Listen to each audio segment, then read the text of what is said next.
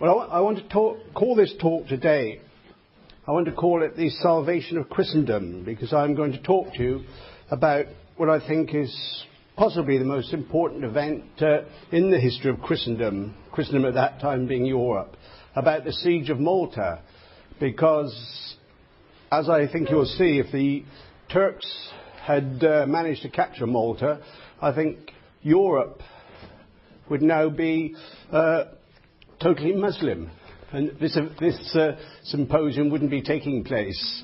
I think when I finish the talk, you will agree with me, and it's something that far too few people know anything about it, and I think it is the great glory of the Knights of Malta. And I put quite a lot of work into this talk, and while I was doing it, I was thinking, people we used to have here and people we don't now, particularly Dr. Bill Mara, but especially Mrs. Mary Grace Dunn. And I'd like to dedicate this talk to Mrs. Dunn, who everybody who knew her, we all loved her very much, and we all miss her very much. And I think it's wonderful of Mr. Dunn to still carry on coming here. And when I've finished, he's going to tell you something about the Knights of Malta today. Well, I left off with the Knights when they were driven from Rhodes, and the islands of Malta were given to the Order of St. John by the Emperor Charles V of Spain, in order, he said, that they may perform in peace the duties of their religion for the benefit of the Christian community and employ their forces and arms against the perfidious enemies of holy faith, who are known today as our Muslim brothers. The Maltese archipelago consists of two main islands, Malta and Gozo. Malta, the larger of the two, is only 18 miles long by 9 miles wide, while Gozo is no more than 8 miles by 4 miles.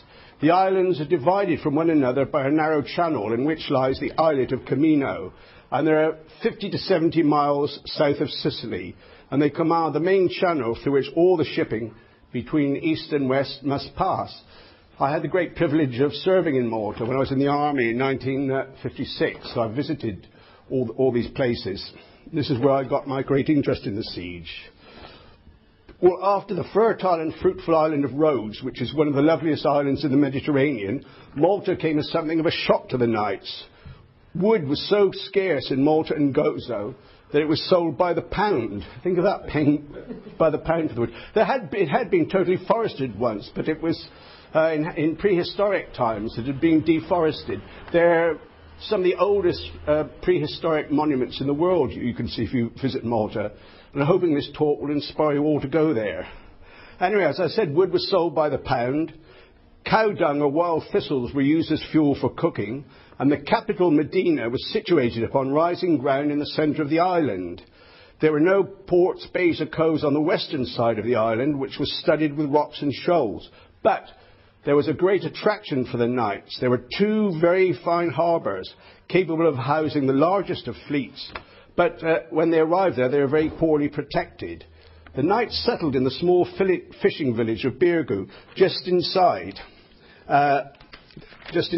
the great port in the island. And they set about, of course, at once improving all the defences. Well, La Valette, I'll pass a picture of him around later.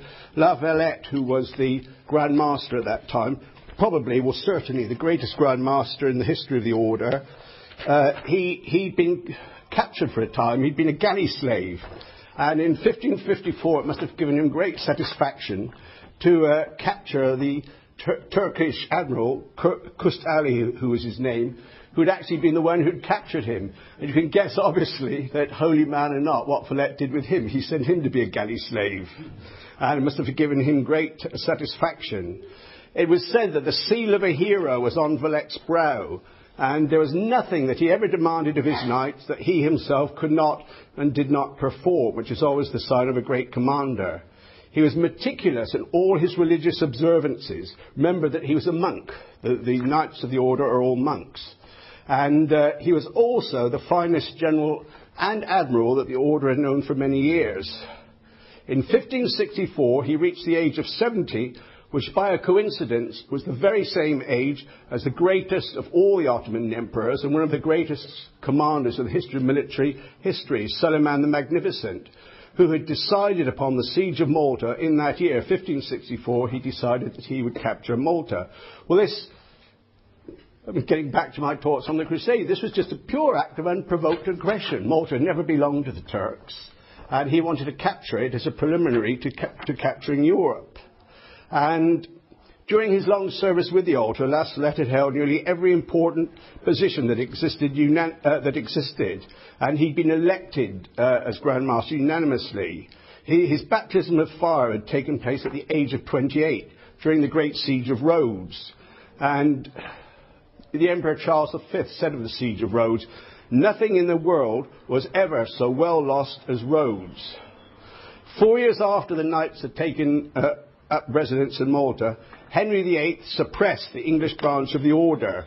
So at a blow, the 8 venerable Longs, I told you that the Knights were divided into 8 groups according to the language they spoke. So the 8 Longs were reduced to 7 because there was no longer an English Long. There was just one English Knight in Malta with La Valette, and he was Sir Oliver Starkey, and he was his Latin secretary. He would translate everything into Latin and also help Valette with everything concerning the administration of the altar. He was his very, very close friend and advisor through all the dark months of 1565. Well, Valette was absolutely certain that Malta would soon have to withstand a siege. So he improved all the existing defences, he constructed new ones, and as always, money matters, and he had to try and restore the order's finances. Some branches of the order hadn't been paying in their contributions for some years, and he had to set about getting these collected. By the late autumn of 1564, his spies gave him definite information that a huge armada was being prepared to attack Malta. He sent messengers to Sicily to give the news to the viceroy of that island, Don Garcia de Toledo, who was Spanish. I'll be mentioning him several times. There are great disputes among historians of the siege as to whether he was an absolute villain, this Don Garcia Toledo, who deliberately didn't help the Knights from cowardice, whether he was prudent. It's something I won't go into now. And the message soon went all the way through Europe to all the Knights of the Order who were absent on their estates or attending the courts of their respective sovereigns. You must come to Malta immediately. Well, I mentioned to you the Knights weren't very thrilled about the island, apart from the port, because the whole place seemed extremely disagreeable and almost insupportable. But when they knew that the Turks were on the way, they realised that actually the sparseness of the island was a great benefit to them. The whole island was a natural fortress. It's completely barren, it's bleak and has very scanty soil, and this meant that any invader would have to bring all the provisions with him.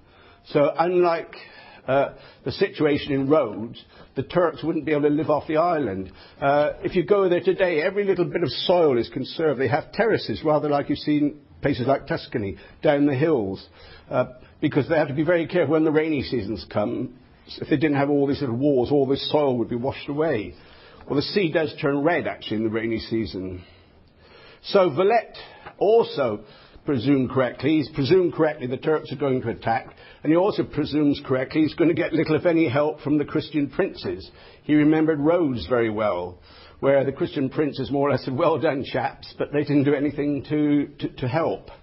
One of the worst problems was that King Francis I of France was even allied to the Sultan. The two powers had signed a treaty in 1536. In the Great Siege of Vienna in 1563, Louis XIV was allied with the Turks. That's a sad thing about so many Christian kings, that they put their national interests before the interests of the faith. La Valette didn't fear for one moment that Francis I would help the Turks against him, but he knew he'd get no help from France. He knew also that the Emperor of Germany was far too busy about his own frontiers, which Suleiman was constantly attacking, to look as far south as Malta. And of course England, under the Protestant Queen Elizabeth, wasn't going to send any help at all. So the only person for whom he could hope for help was Spain. Malta had been a gift to the Knights from Spanish crown, because Charles V, of course, was King of Spain as well as Emperor of the Holy Roman Empire.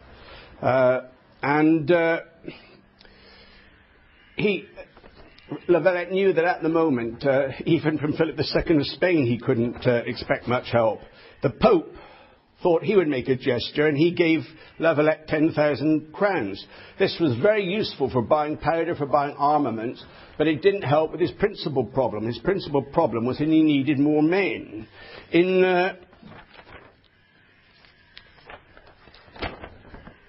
In the spring of 1565, Valette had under his command 541 knights and sergeants and about 5,000 Maltese irregulars. Now, the Maltese are a very hardy race. They're, I think, of Arabic origin, but also mixed with Phoenician blood. And they'd been used throughout their lives to fighting against Turkish corsairs who would raid the island. They liked to take people off to be slaves, destroy anything they could and loot anything they could. And one very interesting fact of the history of the siege is there are a number of sad cases of Christian soldiers, Spanish soldiers, French soldiers, German soldiers who deserted to the Turks. But there wasn't one case of a Maltese crossing over to the enemy. They displayed enormous courage and devotion throughout the whole campaign. And they are, as I'm sure you all know, one of the very oldest peoples in the world. They date their conversion from the arrival of St. Paul on the island in AD 60. Practically every cove on the island claims that's where St. Paul landed. I was stationed in the army in a place called Mellieħa. Next to it they have St. Paul's Bay. And they say they're serious about this St. Paul's Bay. When he came ashore, he said, "Where am I?" And they said, "You have landed in Malta, and this is St. Paul's Bay." Anyway, the principal defence of the island rested upon the 5,000 Maltese men of military age who had to help the knights. In the spring, more knights arrived on the island, and when the Turks eventually arrived, he had 700 members of the order, and a total force of 8,000 to 9,000 men. And with this, he had to withstand the full weight of the Turkish army and navy. If Malta fell, of course, the Order of St. John was finished, because there was nowhere else for it to go. Throughout the winter of 1564 to 1565, the Turkish army and fleet was making its preparations. Suleiman suffered greatly from gout, but he gave great attention to the preparation of his armada. Mustafa Pasha, remember that name, he was in command of the army, and he had fought against the knights at Rhodes. He was a veteran of the wars in Hungary, the wars in Persia, and he was absolutely fanatical Muslim. And he is renowned for his violence and his cruelty. And he hoped to seal his career by driving the Knights of Malta once and for all out of the Mediterranean. As co-commander with Mustafa, the Sultan appointed a man called Piyale to be the admiral of the fleet. Piyale actually had been born a Christian, and he took particular delight in destroying Christian fleets. He'd become notorious or famous, depending on whether you're a Christian or a Turk, for great raids which he and a corsair Dragut, and please remember this name Dragut, D-R-A-G-U-T, they laid waste to great stretches of the Italian coastline, and they carried off thousands of Italians into slavery. And so Suleiman ordered his two commanders, Mustafa Pasha and Piyale, to wait for Dragut before they began the main assault on the knights. It was on the 29th of March, 1565, that the Turkish fleet made its way out of the Bosphorus. Suleiman was there in person to view the power and pride of his empire aflight on the waters of the Golden Horn. 181 ships, not counting a number of small sailing vessels, formed the Grand Armada. 130 of them were the long-oared galleys rowed by Christian slaves, and 30 were galleots, which were the very largest vessels of the period. They could carry something like 1,000 men. And then they had 11 huge merchant ships accompanying the fleet, one of which alone carried 600 fighting men, 6,000 barrels of powder, and 1,300 rounds of cannonball. To the boom of time-keeping gongs, they hit the gongs so that the slaves would row in unison. So that's why they're called time-keeping gongs.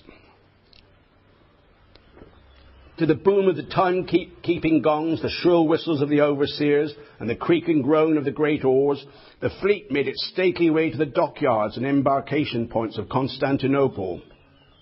The sun shone on the minareted city as the fleet made its stately way to the dockyards.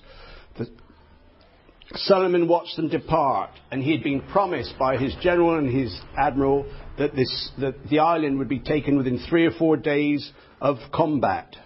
Well, even in his most pessimistic moments, La Valette could never imagine the size of the fleet was coming against him.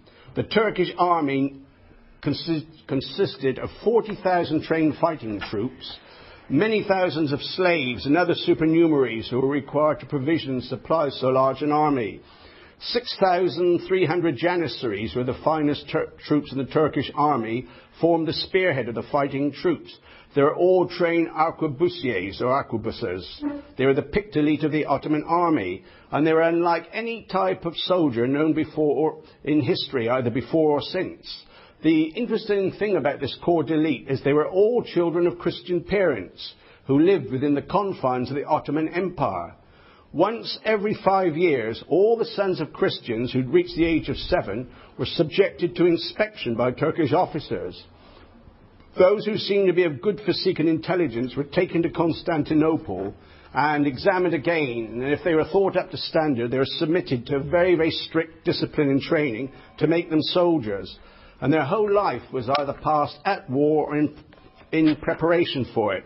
They were forbidden to marry, they had no families to engage their affections, and they were very proud of the privileges that distinguished them from the rest of the army. And they always seemed anxious to prove they were better than anyone else by volunteering for all the most difficult and dangerous expeditions or parts of a siege.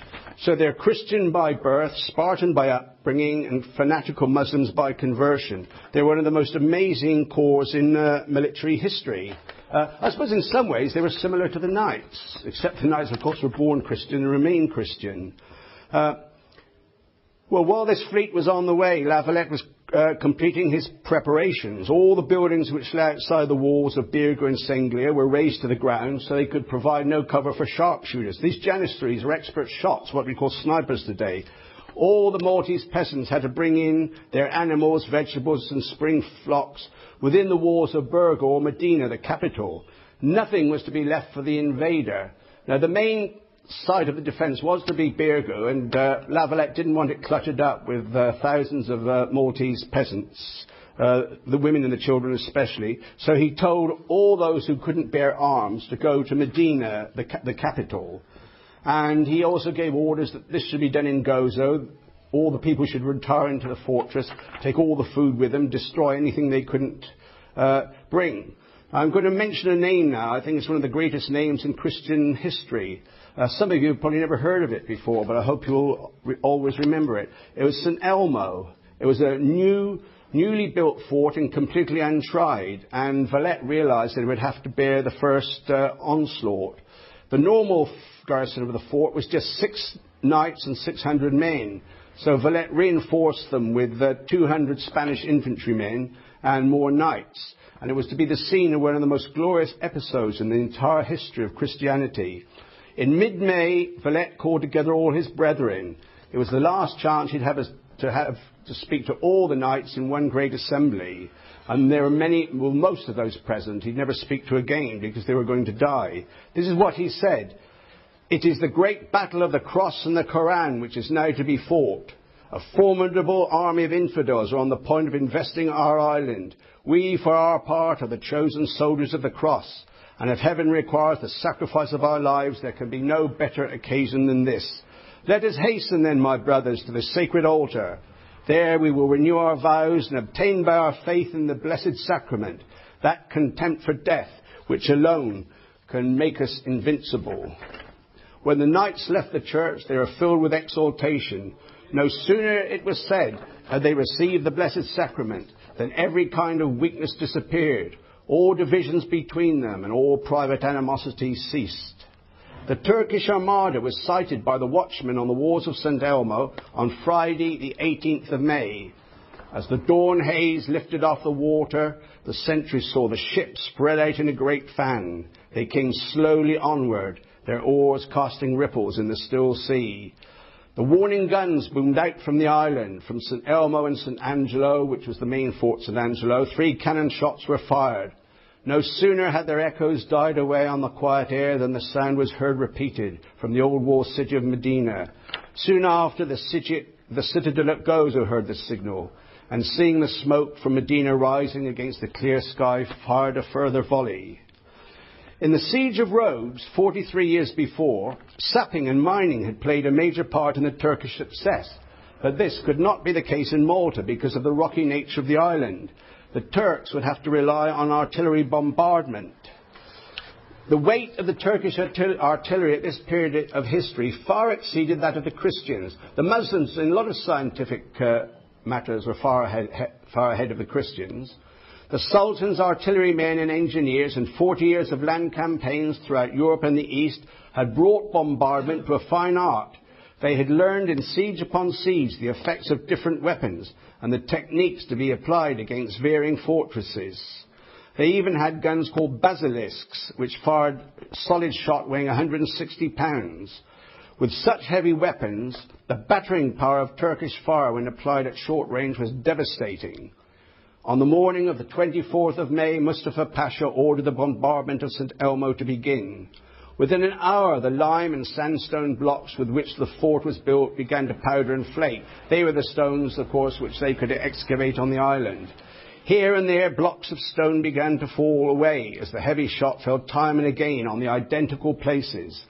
The garrison was also seriously harassed by the fire of picked snipers, who in some places were little more than 500 feet from the ramparts. Against the blue sky of May, a man's head and shoulders stood out in sharp silhouette. Before long, the sentries found it almost impossible to maintain a watch on the northern side of the fort. At the same time, the yellow dust clouds of crumpled sandstone marked the slow deterioration of their landward wall. St. Elmo is the key to Malta, Valette told his knights. As the bombardment of the second day opened up, he knew that his words were true. So long as the Turkish army and gunners could be induced to wear themselves out and expend shot and shell on the small fort on that barren peninsula, so much longer had he and the main garrison to strengthen and prepare. The great advantage which the Muslims always had over Christians was their Eastern fatalism, reinforced by the certainty of their warriors that paradise awaited the faithful who died in battle. As one historian has put it, the disregard for human life among the leaders of the Ottoman Turks at this time was almost incredible. To attain their end in war, they sacrificed thousands upon thousands of men with a callous indifference. In no chapter of the blood-stained history of their empire was this trait more in evidence than it was in the siege of Malta. They'd send men just to attack the walls just so they'd all be killed and fill the ditches up with bodies so that the other ones could go over the top. Fort St. Angelo was going to prove difficult to take. It was impossible to storm it from the sea, and the only way they could do so was to attack it from the landward side, from a mountain called Mount Shibris. So I once had some Maltese pupils in my school called Shibris. One of them was very good playing the soccer team. Of course, that's nothing to do with this. Just thought of it when I saw the name. That was the only way they could succeed. And the commandant of St. Elmo, Luigi Broglia, assured Valette that he could maintain the fort as long as he had men to serve the guns. So many volunteers were applying for the post of danger that it was only a question of making a choice of the most suitable. All the knights wanted to have the honour of going to St. Elmo to die. In the small hours of the 29th of May, the shouts and rattle of musketry could be heard in Fort St. Angelo. That's across the bay in the main fort. The besieged knights of St. Elmo had decided to shock the Turks by making a sortie at dawn, and they captured all the advanced Turkish trenches. Their men had been digging trenches, getting nearer and nearer to the fort. The Turkish Labour Corps, who had been working throughout the night, were taken by surprise. in the still grey dawn, panic spread among the advance guard of the Muslim troops, who recoiled across the bare heights of Mount Shibaris. A rout was taking place. Mustafa Pasha decided that only the Janissaries could reverse it. In any assault or any defence in innumerable campaigns in many countries, when the crisis of a battle was reached, the cry went up, Janissaries forward. It might be to stem a panic, or it might be to turn a wavering victory into certainty.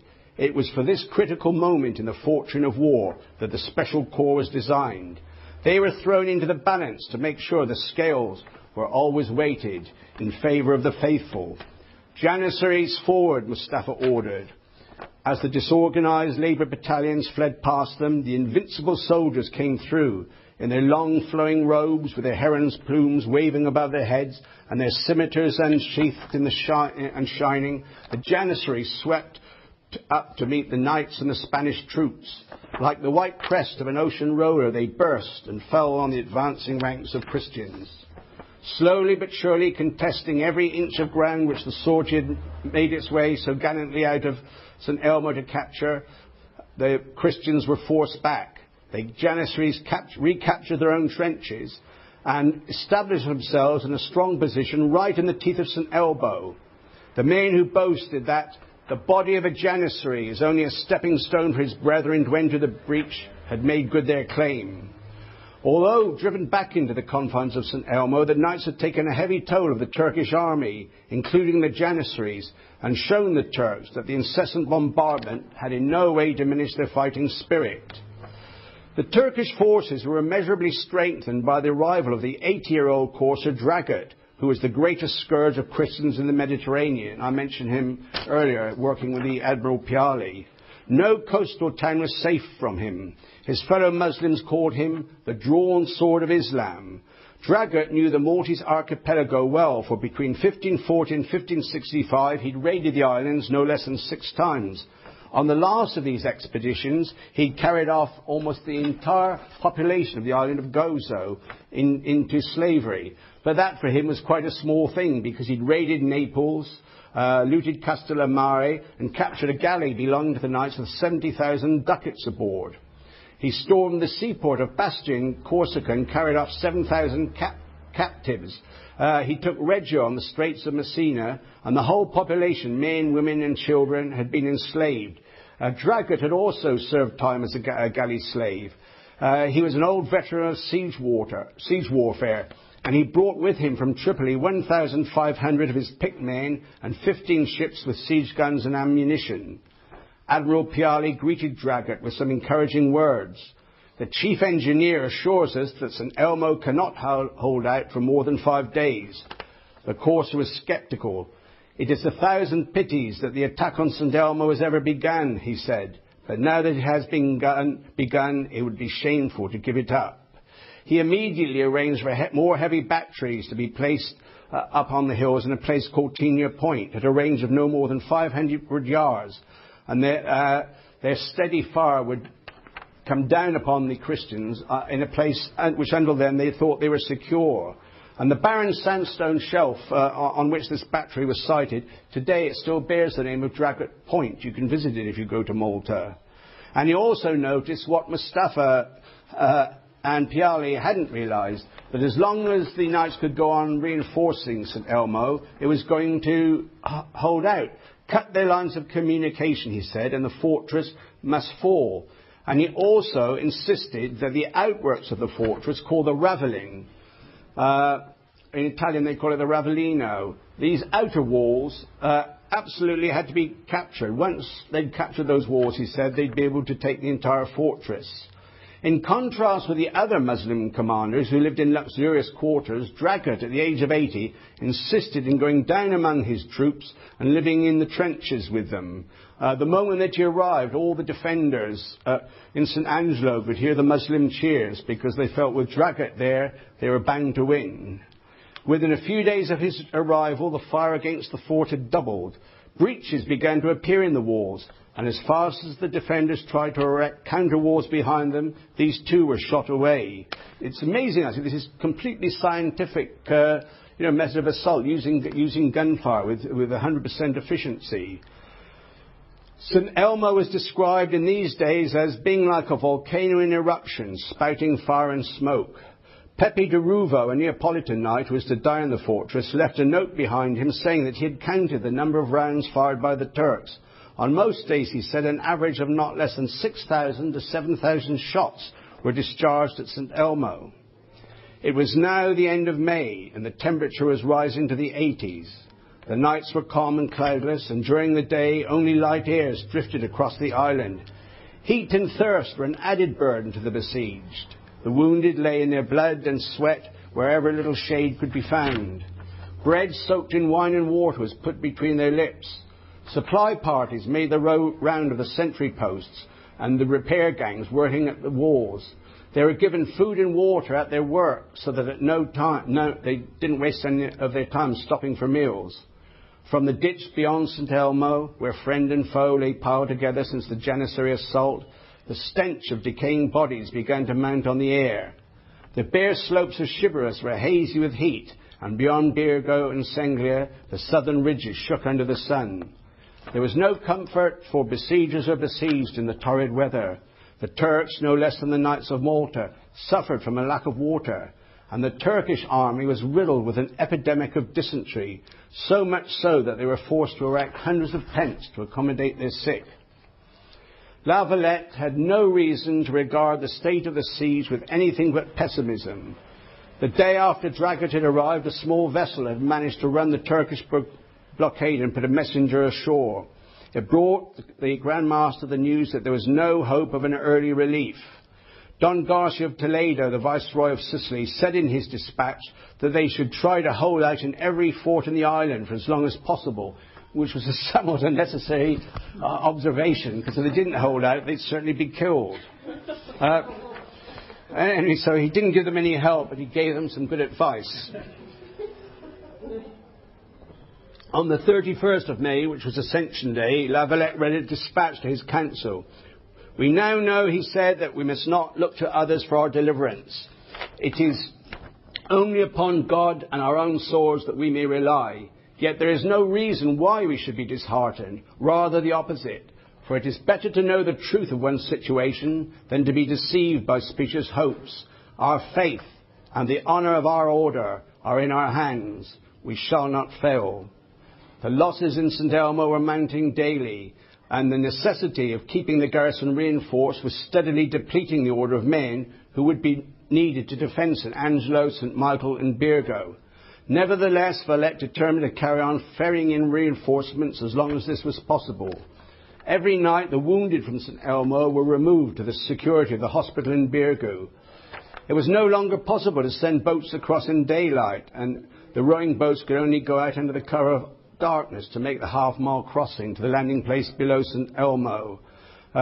Quietly and stealthily they rowed, but the dip of their oars used to bring up flashing phosphorescent signs which gave away their movements. On one occasion the Turks came out to meet them in small boats from a creek near Gallows Point and intercepted the knights. A miniature sea battle took place, and the Turks lost 2 of their boats. So after that they decided they would just bombard them with cannons and not come out and actually fight them. It was on the morning of the 3rd of June, the day dedicated to St Elmo on the church calendar, that a new battery erected by Dragut on Dragut Point opened fire on the fortress. From the captured counterscarp, where the Janissaries had placed their advance guard, that was when they repelled the sortie, and they didn't just capture back what they lost, they gained more ground, which brought them close to the fortress. And there they were pouring down very accurate arquebus fire upon the defenders. Loudly the Janissaries cried to their Lieutenant Aga, that's why their commander was killed, that the breaches which were opening in front of them were wide enough for them to storm. Dragut, who was awake and in the front ranks at daylight, waited and watched to see how long it would be before an opportunity presented itself for a large-scale attack upon the Ravelin, the outwork of St Elmo. It must be captured, whatever losses this might entail, because he knew that once the Ravelin was in their hands, it would only be a matter of days before the fortress could be taken. A few days later the attack came. An unstoppable force of Janissaries and dervishes stormed over the Ravelin, and they built a bridge extending to the fort itself. But the knights continued firing, and they wreaked terrible devastation upon the Turks. But the Janissaries were absolutely heedless of this, and they swarmed along the bridge they'd built, and they put their scaling ladders against the fort itself. And then the defenders brought to bear on their attackers another piece of scientific warfare. It was called wildfire. They had wildfire and firework hoops. Wildfire, or Greek fire as it was sometimes termed, had been used in warfare since classical times, and it wasn't really brought to a really sophisticated level until the Crusades. Its exact composition varied according to the gunners or engineers responsible, and many of the formulae were very closely guarded secrets at the time. Basically, wildfire was composed of a mixture of saltpeter, pounded sulphur, pitch, unrefined ammoniacal salt, resin and turpentine, and this was packed into thin pots which would break easily and could be thrown 20 to 30 yards. It was an anti-personnel weapon. The mouths of the pots which held it were narrow and sealed with linen or thick paper. This was secured by cords soaked in sulphur, four ends of the cords being left free. Just before throwing a pot of wildfire, one or all the cords were lit, thus making sure that when the pot burst, the lighted fuse would explode. So as the Janissaries attempted to storm the walls of St Elmo, they were subjected to a rain of this fire, accompanied by the arquebus shots and blocks of stone and cauldrons of boiling pitch, with which the Christians defended themselves. And here's where the Janissaries suffered from a great disadvantage. I mentioned earlier they wore very long, loose robes, which were ideal for the heat of summer. The armour of the knights must have just been totally unbearable. I mean, it seems hot here at the moment, but if you were in Malta, you'd feel this was quite a chilly place, this part of Italy. So how the knights endured fighting in this armour, I don't know. So the Turks had these long, loose robes, the Janissaries did, which were ideal for the heat, but they were the worst possible thing to be wearing when these the pots full of blazing fire came down upon them. Like human tortures, the soldiers fell back into the ditch below the fort, and the sweet odour of burning flesh soon filled the air. From dawn until shortly afternoon, the battle raged around the bridge and the landward walls of St Elmo. Bundles of wool, straw and earth were thrown by the Turks into the ditch between the ravelin and the fort so that they could get to the walls more easily. But soon this was all on fire and smouldering away, and the ramparts of St Elmo emerged out of what seemed to be a mist of flames and smoke. The moment came again when Mustafa Pasha unleashed line upon line of the Janissaries against the charred and cracked walls of St Elmo. But the Turkish losses were heavy again, for the defenders behind their parapets made use of every device which the Knights of Malta had learned in 4 centuries. Worse even than the wildfire, Greek fire, which I've just mentioned to you, was the firework hoop. These hoops were composed of very light wood and wrapped with cotton, which was saturated with inflammable materials. And during an assault, they were set on fire, picked up with tongs, and thrown into the midst of the advancing battalions. And 2 or 3 Janissaries at a time would get tangled in one of these blazing hoops. And the impact upon them with their flowing robes was absolutely devastating. And it was largely thanks to these hoops that the first major assault on St Elmo failed. When Mustafa finally called off his troops, it was estimated that he had lost nearly 2,000, most of them the cream of his Janissary advance guard. The defenders lost only 10 knights and 70 soldiers. But for the Turks, the capture of the Ravelin was worth the loss of 2,000 men. I mentioned to you they didn't care about the loss of human life. They were now entrenched within easy distance of the fort, and behind the Ravelin they erected a high mound, or a cavalier. Try and remember that name, the cavalier. It's not a man, it's not a horseman. It's a great mound which you'd put outside a fort you were attacking so that you could fire down upon it.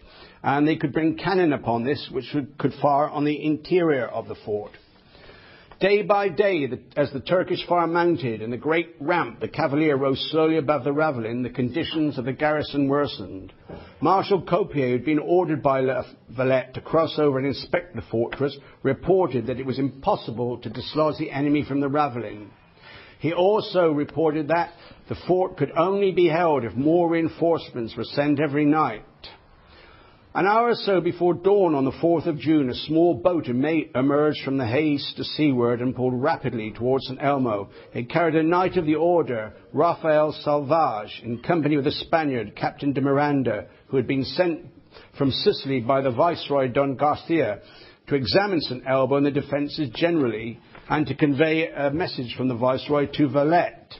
Their grim report of these two inspectors is still extant. They wrote, "The insupportable fatigues increasing, chiefly the whole night, and the burying on the parapets of the bowels and limbs of men all torn to pieces and pounded by hostile cannon, to such a pass have the hapless besiegers been reduced, what with never stirring from their post, but sleeping there and eating, performing all other human functions, in arms always and prepared for combat, by day exposed to the burning sun and by night to the cold damp, privation of all kinds from the blasts of gunpowder, smoke, dust, wildfire, iron and stones, volleys of musketry to explosions of enormous batteries, insufficient nutriment or unwholesome.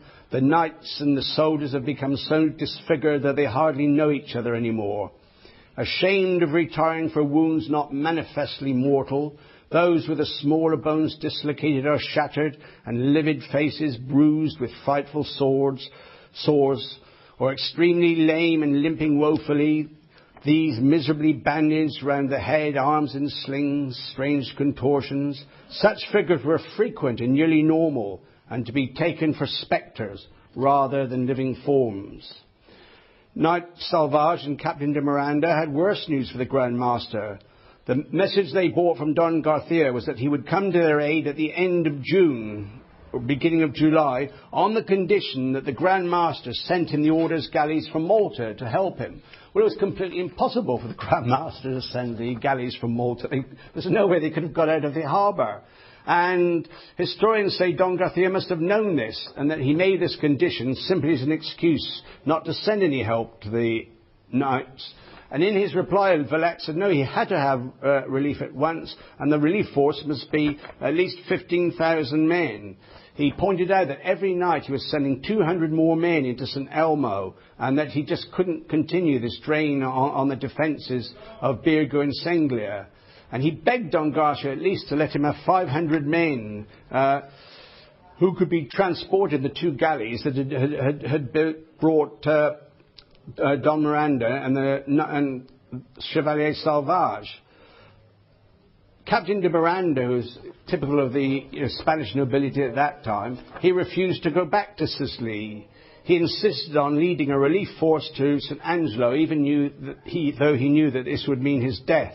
So that night the Spaniard and a number of volunteer knights were ferried across to the doomed fortress with a contingent of 100 men. The Turkish fire was now so heavy that, in the words of a contemporary, it seemed as if they were determined to reduce the fortress to powder. As soon as the Christian troops built retrenchments within the shattered walls, so the battery installed by Dragut on Point pounded them away.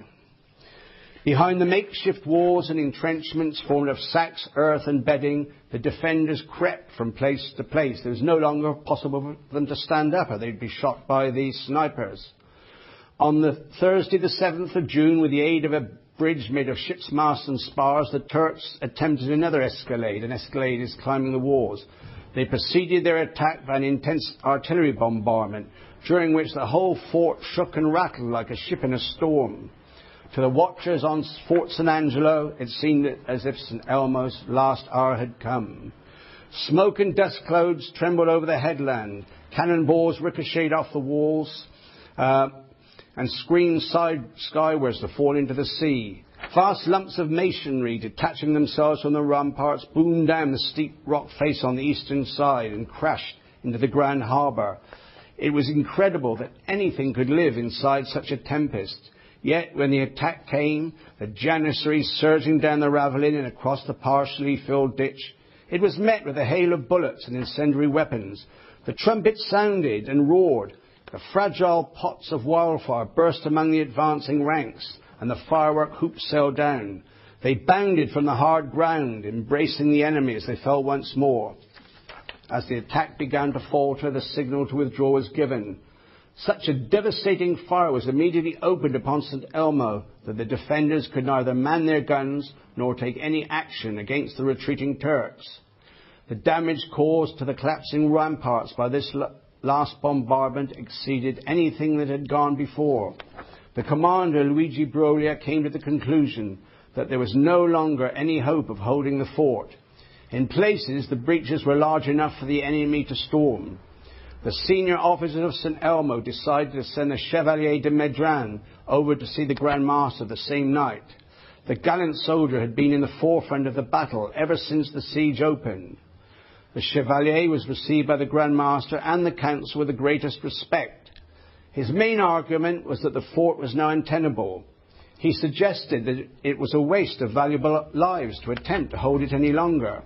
The knights and soldiers would be of far more use in reinforcing Birgu and Senglea, where the next blow was sure to fall.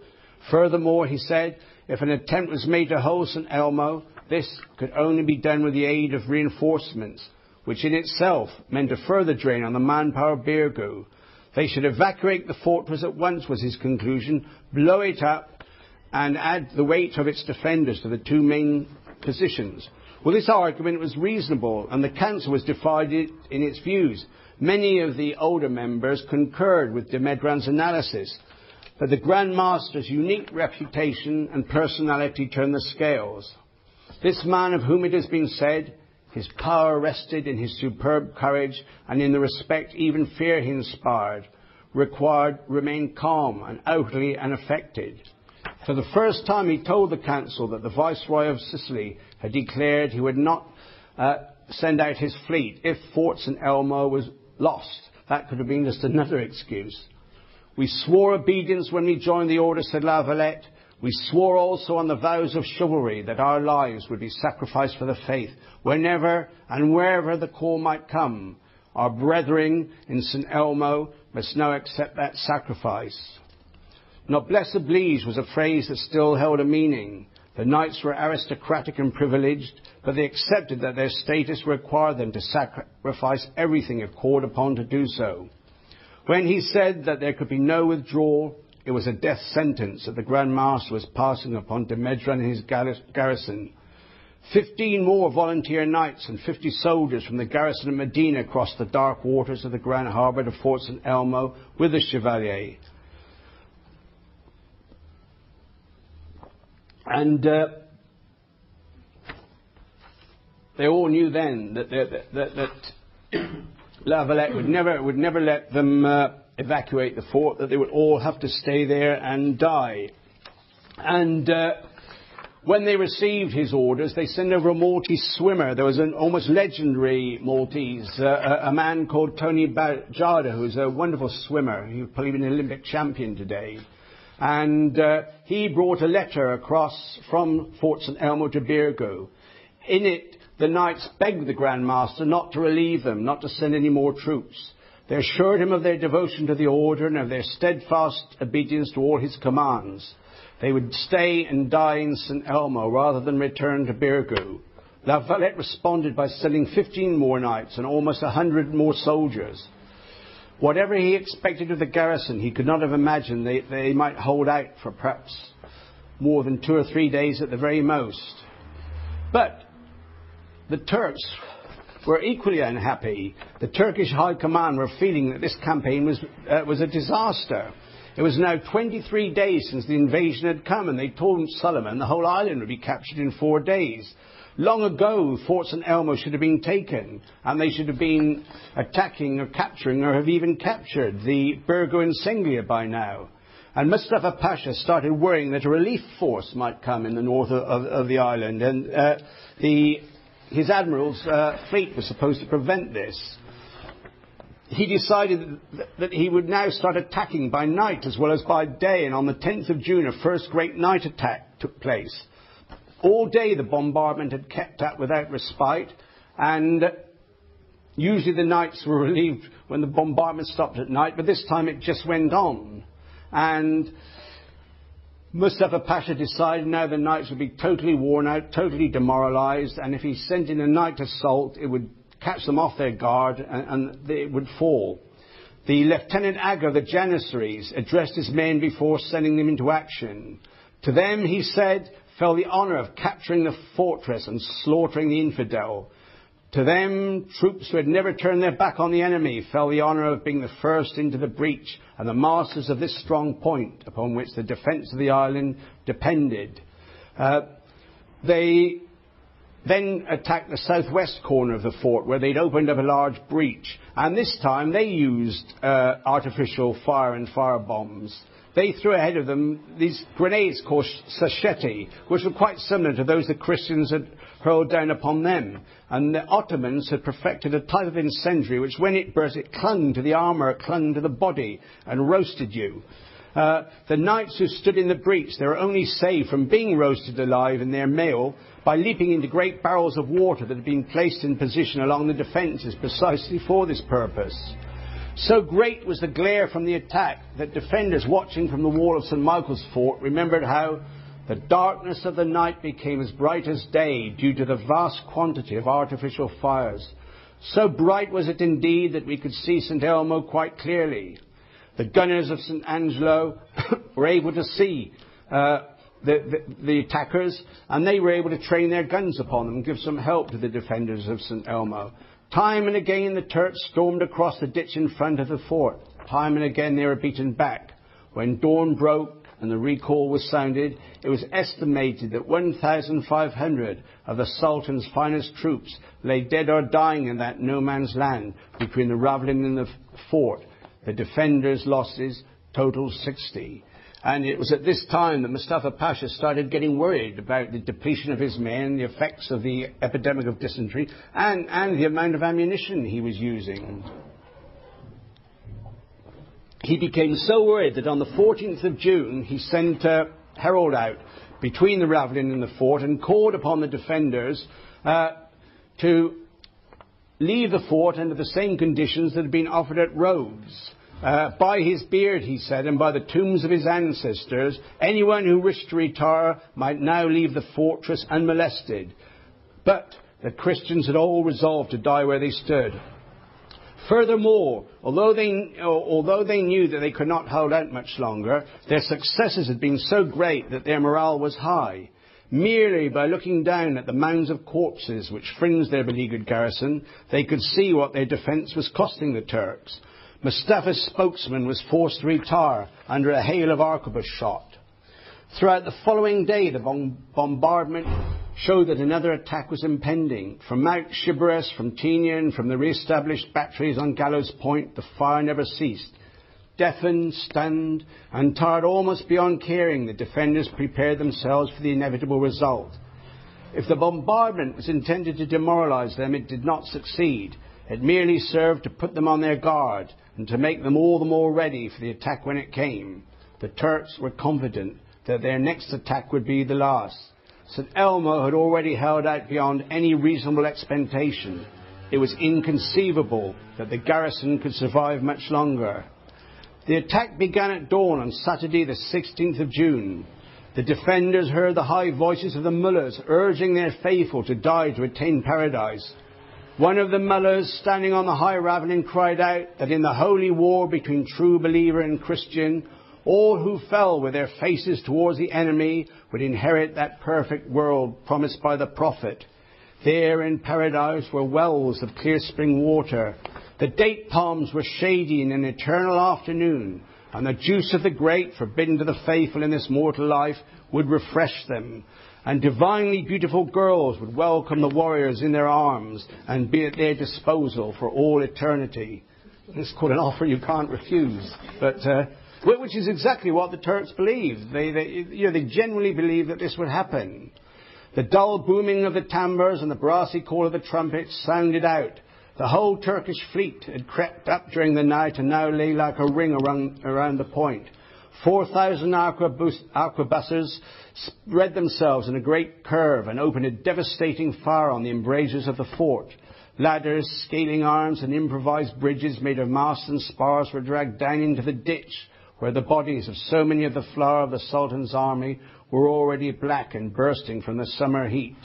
Piyale's fleet opened fire, and Mustafa's gunners on Mount Shibboleth opened up. Huddling against the walls, taking their shelter behind improvised barricades, the defenders awaited the onslaught. They had fire hoops and incendiary grenades and boiling cauldrons of pitch piled ready by the embrasures and behind the threatened breach on the southwest wall. Only 2 nights before, La Valette had managed to reinforce them with a convoy of these incendiary fireworks. He had also sent further supplies of bread and wine, for St Elmo's bakery had been destroyed and their water was running short. This attack, Mustafa was sure, would deliver the fort to him. The Janissaries were held back in reserve. In their place for the first mad assault wave, he sent in troops called Ayalas. They were a fanatical corps. They didn't have the Janissaries' iron training, but they had a complete disregard for their own life. They were maddened by hashish. They used to drug themselves up before the game, and they derived their blind courage from a blend of religion and hemp. They deliberately induced a frenzy into themselves, and they were oblivious to everything but the lust to kill. They were picked men clothed with the skins of wild beasts, and they were armed with round shields and scimitars. They're rather like those crusaders John was telling us about the other day, except I haven't heard that they were cannibals as well. In a frenzied wave, seeing only the line of battlements before them and paradise beyond, the Ayalas came down for the first assault. The pupils of their eyes were like needles. Their salivating lips held only the one word, Allah. On the lips of the Maltese was also the word Allah, for in their language the Christian God was called the same. Behind the ramparts and the breaches on the southwestern sides, the knights, the Spanish and the Maltese soldiers waited. Beaten back by the defenders' fire, the Ayalas retired, leaving the ditch filled with their bodies.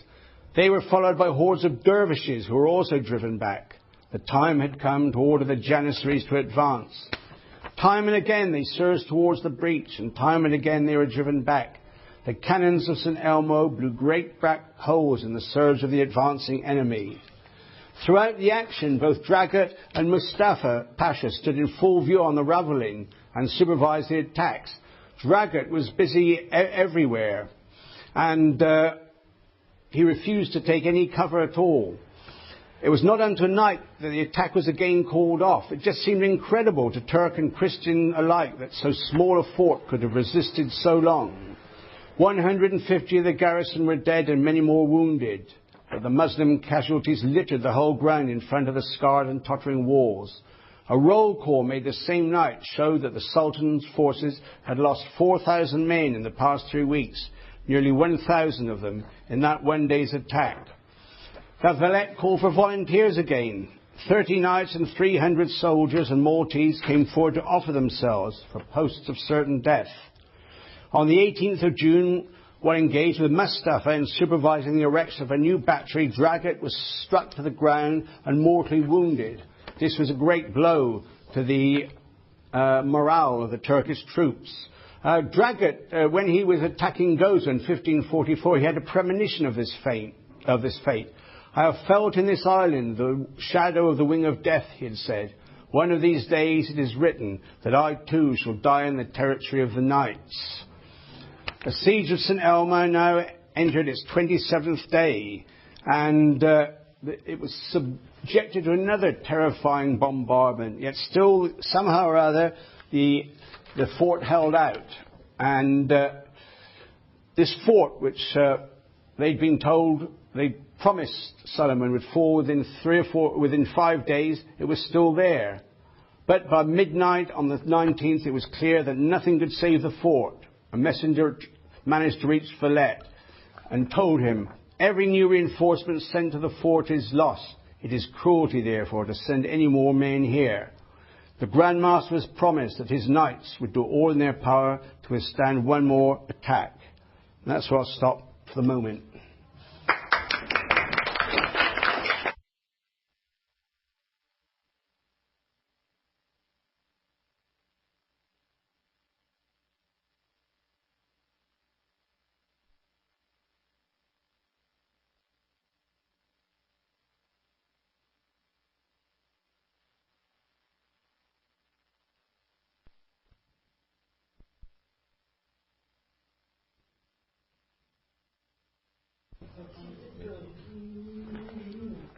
Right, is it on?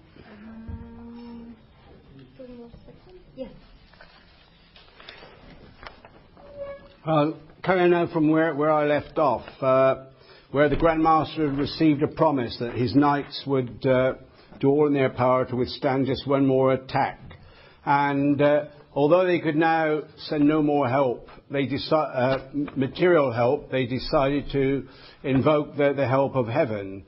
And it was Thursday, the 21st of June, 1565, the Feast of Corpus Christi, an occasion that throughout all the centuries since their foundation, the knights had never failed to honour.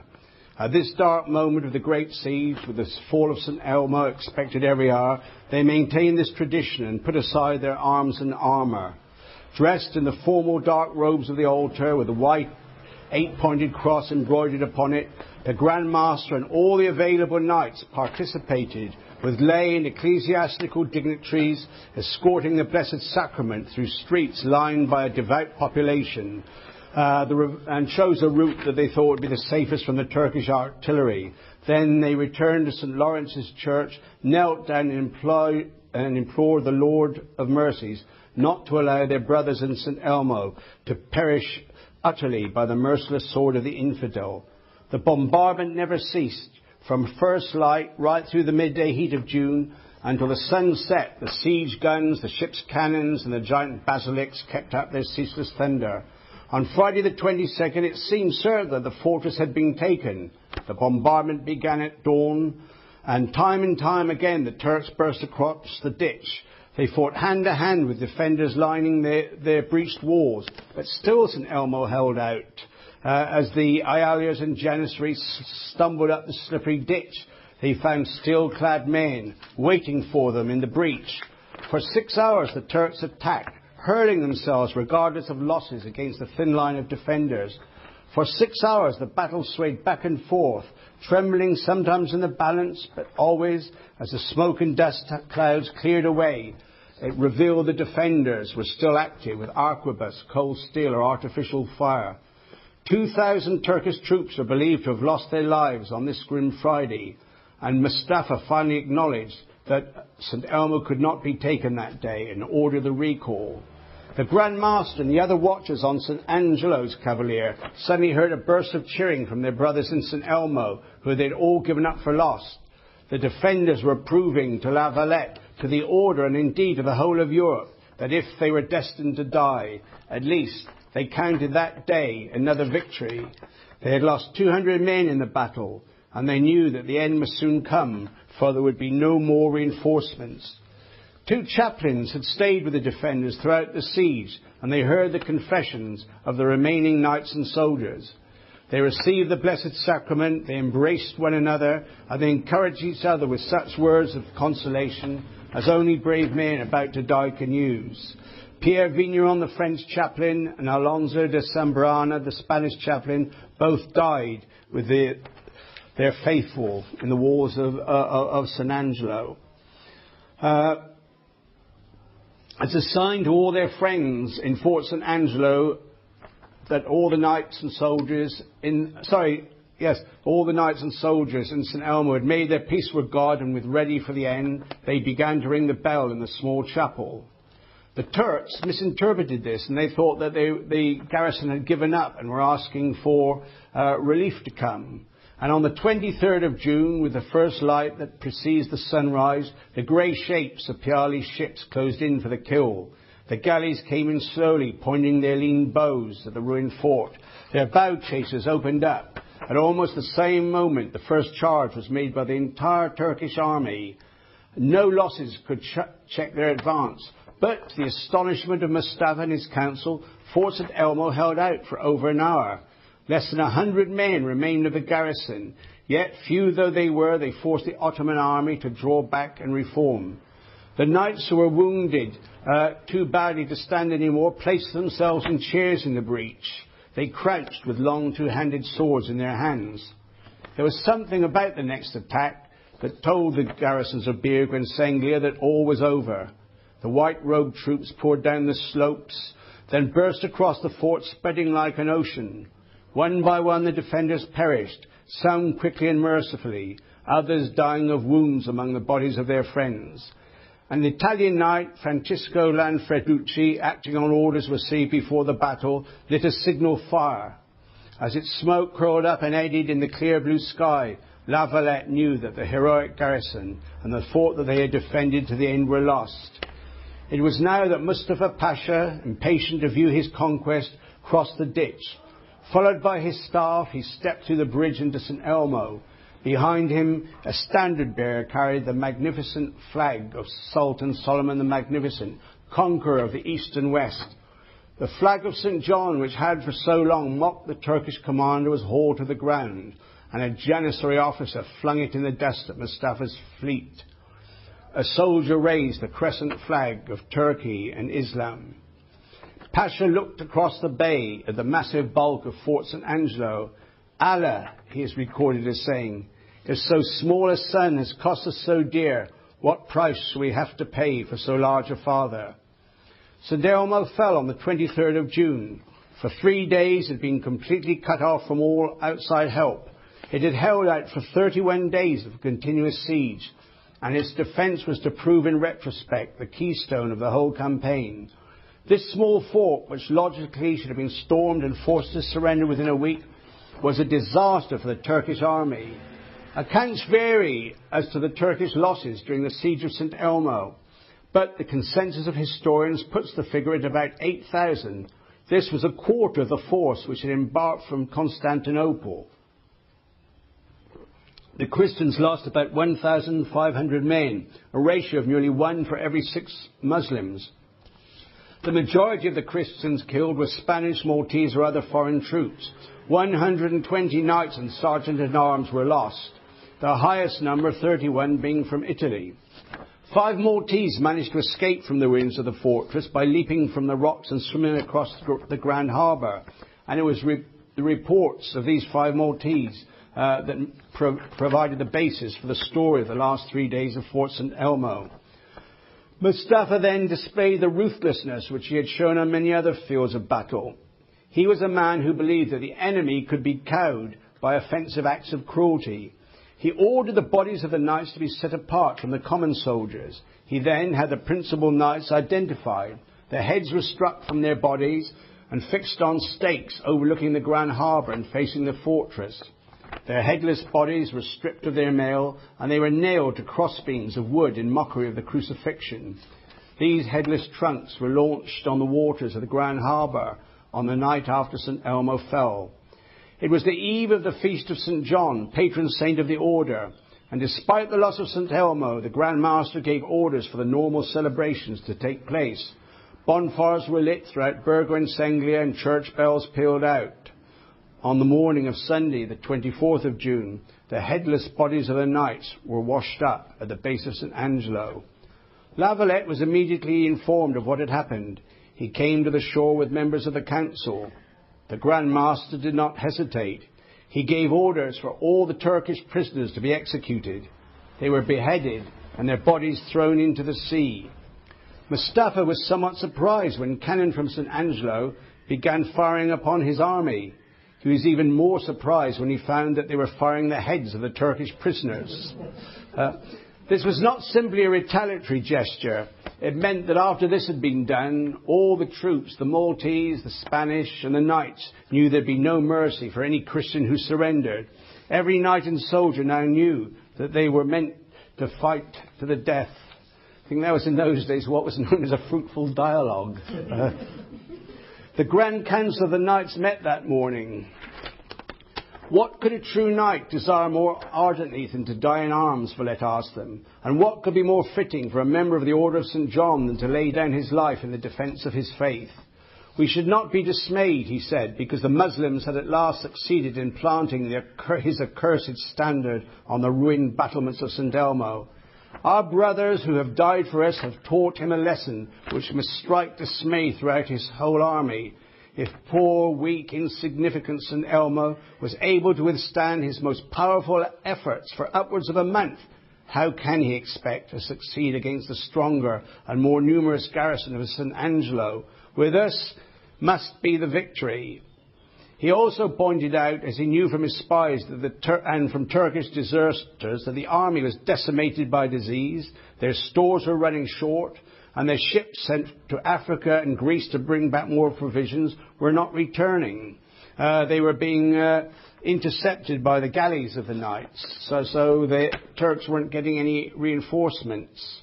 Then a wonderful thing happened that really raised their morale. 4 galleys from Sicily managed to evade the Turkish fleet, and 42 knights, 25 gentlemen volunteers, 56 trained gunners and a detachment of 16 Spanish imperial infantry managed to get into the island. This small relief force was called the Piccolo Soccorso.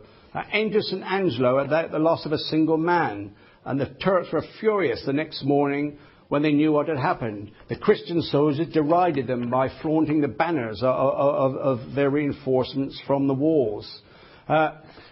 Mustafa Pasha was now getting very, very worried, particularly as a result of the disease and the declining amount of ammunition, the declining amount of his guns. His guns had been fired so much, lots of them weren't working anymore. So he decided it was a great humiliation for him that he would offer them terms.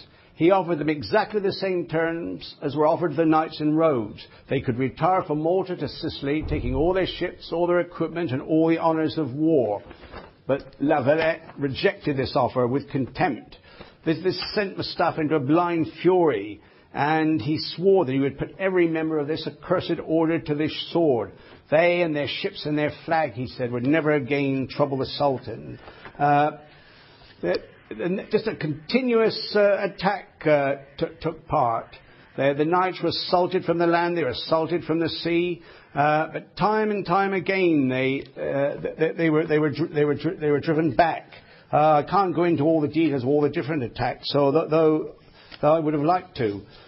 One time he brought a great siege engine, it's like a great tower, and brought it up, and they could fire down from this into the fort, and that looked like the absolute end for the knights. But Valette was a kind of definitely a military genius, and he got the brilliant idea. He got Maltese workmen to break a hole in the bottom of the wall, and they put a cannon in that and shot away the bottom of this siege engine, which just totally collapsed, and all the men in it died.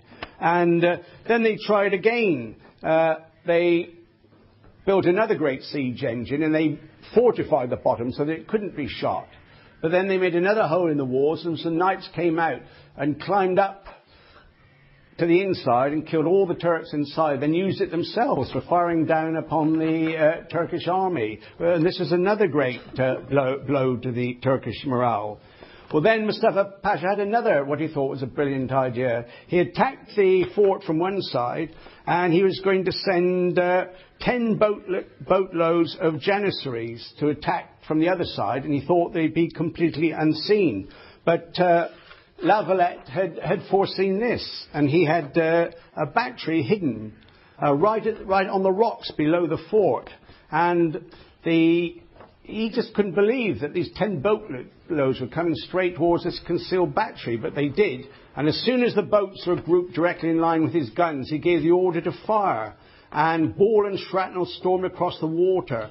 And before the Janissaries even knew what had happened, 9 of their 10 boats had been blown to pieces. And they fell in, they just went straight into the sea. And 9 boats were sunk and 800 men were drowned. Some of them got to the shore, but they were immediately killed by the Maltese peasants, who remembered what had happened to the knights in St Angelo, so they took no prisoners. The attack went on and on. Maltese women and children joined their men upon the ramparts and hurled stones and artificial fire and cauldrons of pitch down upon them. I've got a Maltese friend who goes to the mass that I go to, a Spanish place in London. I told him I was giving this talk, and he asked me, he said, "Be sure you mention about the Maltese women." So I've kept my promise. Then Mustafa gave up trying to make these attacks. He decided he'd have a bombardment that would go on for 5 or 6 days at a time and just crush the spirit, and which he did. But then as soon as they attacked again, somehow or other they were driven out. And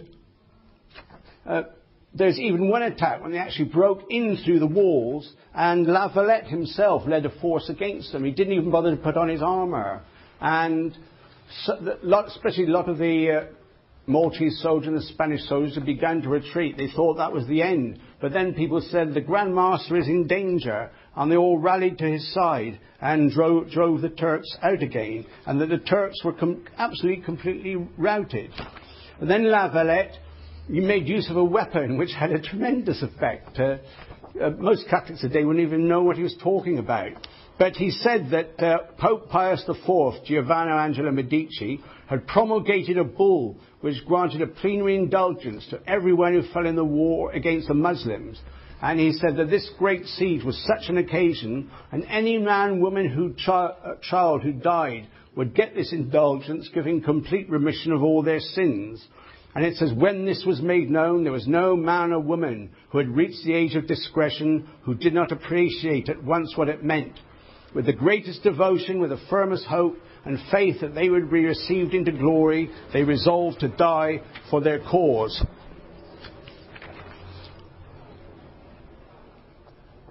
Well, the Turks had been managing to mine away, even though they couldn't get very far down into the ground. And they did again. They managed to make great breaches in the walls when all the gunpowder in these mines exploded. But still they were driven forth.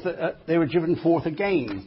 So I could go on for hours and hours telling them about this. It's almost incredible that people should carry on so long. And it almost seems that La Valette was actually getting divine help by whatever stratagem Mustafa Pasha tried to adopt. He would immediately devise a counter-strategy that would effectually repel them.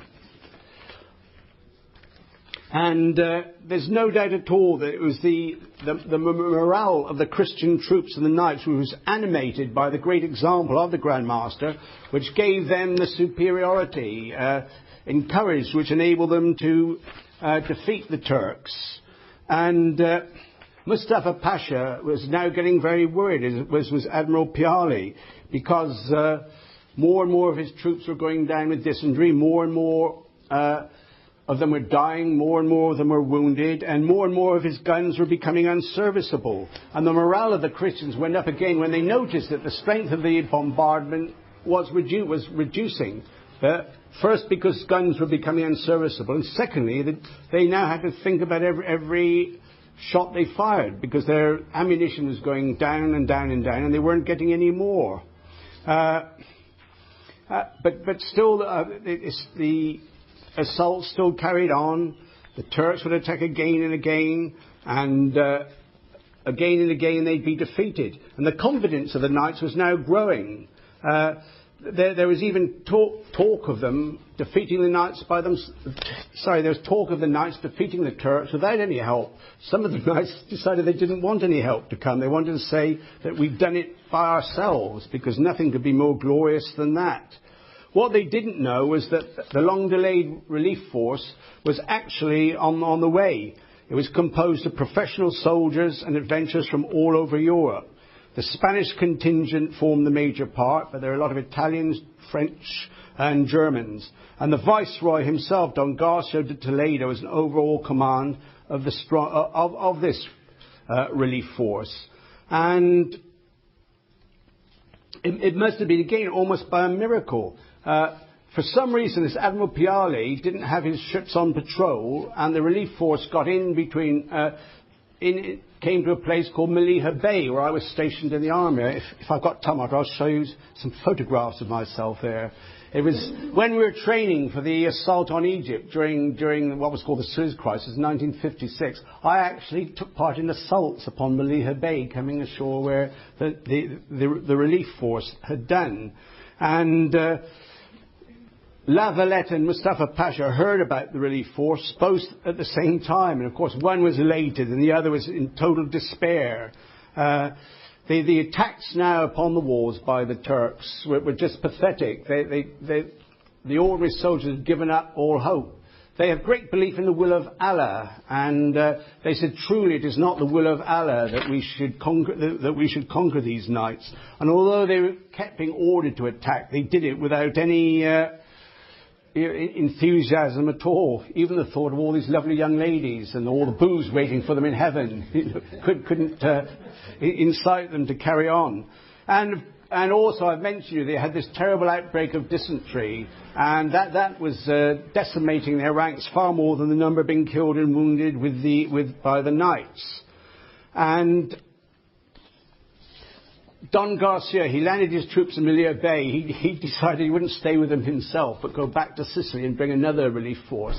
Some people say he went because he didn't want to take part in the fighting. And that was the end. Mustafa Pasha said that's that, and he got all his men packed into their fleet to go back to Constantinople. He was terrified because Suleiman wasn't too pleased if anybody failed him. But there was absolutely nothing he knew that they could do. And on the 8th of September, which is the biggest day in Malta, which is the birthday of Our Blessed Lady, the relief force marched down, and strangely enough, Mustafa decided that the force wasn't as big as he thought, so he sent his troops ashore again, and the relief force just totally routed them, killed thousands and thousands of them. And all the Maltese and all the knights put it down to the intercession of Our Lady. And the bells of the conventual church of St. Lawrence rang out, and an eyewitness remarked, "I'd never heard music which sounded so sweet to human beings. It is months since we have heard a bell which did not summon us to arms against the enemy. That morning when the bell rang for Mass, it was the same hour that we had grown used to expect the call to arms. All the more solemnly then did we give thanks to the Lord God and to his Blessed Mother for the favours that poured out upon us. And all the knights and surviving soldiers, or those who remained of them, went to the church to sing a Te Deum in thanksgiving for the victory." The price of this Christian victory had been a very high one. And La Valette became a living legend for the way he led them in the defence. 250 knights of the order lost their lives, and those who remained were almost all badly wounded or crippled for life. Of the Spanish and foreign soldiers and the Maltese inhabitants, 7,000 died in the defence of the island. Out of a garrison force originally consisting of 9,000, the Grand Master had only 600 left, still capable of bearing arms. The famous historian W.H. Prescott said, "Solomon I, during his long and glorious reign, met with no reverse so humiliating as his failure in the siege of Malta. To say nothing of the cost of the maritime preparations, the waste of life was prodigious. During the course of the siege, the Turks lost 30,000 men." How much longer have I got? We have 5 more minutes. 5 more minutes, all right. So when his fleet returned home, Suleiman was actually, he just went absolutely berserk. He didn't kill Mustafa Pasha and Piyale, but he said, "There's not one of my officers whom I can trust. Next year, I myself, the Sultan Suleiman, will lead an expedition against this accursed island. I will not spare one single inhabitant. I see that it is only in my own hand that my sword is invincible." But his expedition didn't take place. He went to the war in Hungary, where he died in September 1566 at the age of 72. Well, the fame of the knights and the heroism of the siege became known throughout the whole of Europe. Philip II sent La Valette a jewelled sword and poignard. The hilts were enamelled with gold, and the pearls with pearls and faceted diamonds. When Napoleon captured the island, he took these, and they're in the Louvre. Now, Napoleon actually had very good taste. Wherever he went, he stole the most beautiful pictures and the most beautiful objets d'art. St. Pius V, mindful that the order came under his protection, he sent the Grand Master a cardinal's hat. But La Valette, with careful modesty, said that he was unfit for such an honour. In any case, he was so busy with the duties of Grand Master of the Order that he wouldn't be able to fulfil the duties of a cardinal adequately. And throughout, they then set about repairing all their defences and strengthening them as they thought another attack would come. And on the 28th of December 1565, the Italian engineer Francesco Saparelli, who had been chosen by the Pope for the task of rebuilding Malta, he reached there and he brought the plans of a magnificent city. It's one of the most magnificent cities in the world. I hope very, very much you'll go there. And of course it was called Valletta. It has these most stunning defences, and the walls, I can't even describe it. And they have the Church of St John, which has a chapel for every one of the Long, each language group of knights. And Sir Walter Scott said he thought it's the finest church in the whole world, and I'm rather inclined to agree with him. If you ever can get there, please do. And 3 years after the siege, on the 21st of August 1568, La Valette died. His last appeal was for his brothers to live together in peace and unity and uphold the ideals of the order. His body was placed aboard the Admiral's galleon rowed across the Grand Harbour to the city that now bears his name. 4 other galleys shrouded in black accompanied this greatest of Grand Masters on his last voyage. The coffin was borne through the streets of Valletta and now lies in the crypt of the great co-cathedral of St John. Besides him rests an Englishman, his secretary and faithful friend Sir Oliver Starkey, the only man other than a Grand Master to be buried in the crypt. The inscription on La Valette's tomb is composed in Latin by Sir Oliver, and the translation reads, "Here lies La Valette, worthy of eternal honour, he who was once the scourge of Africa and Asia and the shield of Europe, whence he expelled the barbarians by his holy arms, and he is the first to be buried in this beloved city, whose founder he was. Around him lie the Grand Masters, who were to follow him in later centuries. Above, on the tessellated floor of this great cathedral, shine the arms and insignia of knights who for more than 200 years were to maintain the impregnable fortress of Valletta." And I thank you all for listening so patiently.